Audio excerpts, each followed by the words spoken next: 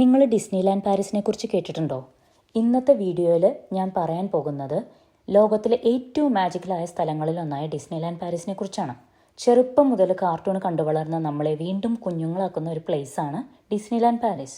So if you are planning to visit Disneyland Paris അല്ലെങ്കിൽ Disney lover ആണെങ്കിൽ ഈ video ഫുള്ളായിട്ട് കാണാൻ മറക്കല്ലേ. ഡിസ്നിലാൻഡ് പാരീസ് എന്ന ബേസിക്കലി 2 പാർക്സാണ് ഉള്ളത്. ഡിസ്നിലാൻഡ് പാർക്കും ഡിസ്നി അഡ്വഞ്ചർ വേൾഡും. മെയിൻ ഡിസ്നിലാൻഡ് പാർക്ക് ഒരു ഫെയറി ടെയിൽ ഫീലാണ് നമുക്ക് തരുന്നത്. അതായത് അവിടെയാണ് നമ്മുടെ പ്രിൻസസ് വൈബ്സും പരേഡ്സും സ്പ്ലാഷസ് ഓഫ് ദ കളേഴ്സും ഇതൊക്കെ ഉള്ളത്. പക്ഷേ നമ്മുടെ ഡിസ്നി അഡ്വഞ്ചർ പാർക്കിലേക്ക് പോവുകയാണെന്നുണ്ടെങ്കിൽ സ്റ്റാർ വാർസ്, മാർവൽ, ഫ്രോസൺ എന്നുപോലുള്ള സിനിമാറ്റിക് അട്രാക്ഷൻസാണ് കൂടുതലായിട്ട് അവിടെ കാണാൻ വേണ്ടിയിട്ട് പറ്റണത്.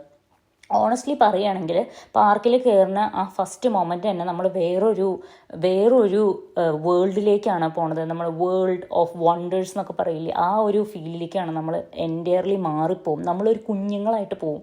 അഡൽട്ട്സ് പോലും, ഞാൻ ആദ്യം വിചാരിച്ചത് ഡിസ്നിലാൻഡ് പാർക്കിലേക്ക് പോകുന്ന സമയത്ത് അത് കുട്ടികൾക്ക് വേണ്ടിയിട്ടുള്ളതാണെന്നാണ് കരുതിയത്. പക്ഷേ ഞാൻ ഒട്ടും എക്സ്പെക്റ്റ് ചെയ്യാതാണ് അതിൻ്റെ ഉള്ളിൽ കയറി കഴിഞ്ഞപ്പോൾ അവിടെയുള്ള അഡ്വഞ്ചേഴ്സ് കണ്ടു കഴിഞ്ഞപ്പോൾ ശരിക്കും മനസ്സിലായി എത്രത്തോളം ഫണ്ണാണ് അവിടെ എന്നുള്ളത്. അതായത് സ്റ്റാർ വാർസിൻ്റെ hyperspace mountain, pirates of the Caribbean, Spiderman webs adventures, Frozen. അതിൽ ഫ്രോസൺ എനിക്ക് ഭയങ്കര ഫേവറേറ്റ് ആയിരുന്നു എൻ്റെ ഫ്രോസൺ.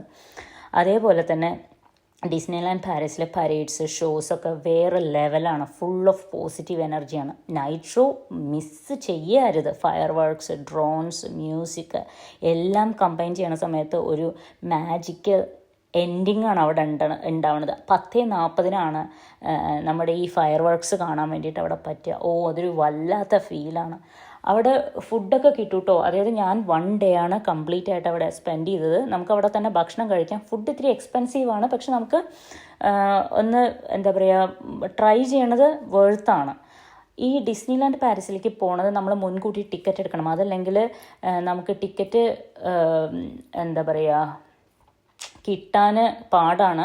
അതുകൊണ്ട് ഒരു മാസം മുന്നേ ടിക്കറ്റ് എടുത്ത് വെച്ച് കഴിഞ്ഞാൽ ഒന്നും കൂടി നല്ലതായിരിക്കും. ഡിസ്നിലാൻഡ് പാരീസിൻ്റെ ആപ്പ് ഡൗൺലോഡ് ചെയ്തിട്ട് വേണം ടൈമിങ്സും കാര്യങ്ങളൊക്കെ വെയിറ്റ് ടൈമൊക്കെ അറിയാൻ വേണ്ടിയിട്ട്.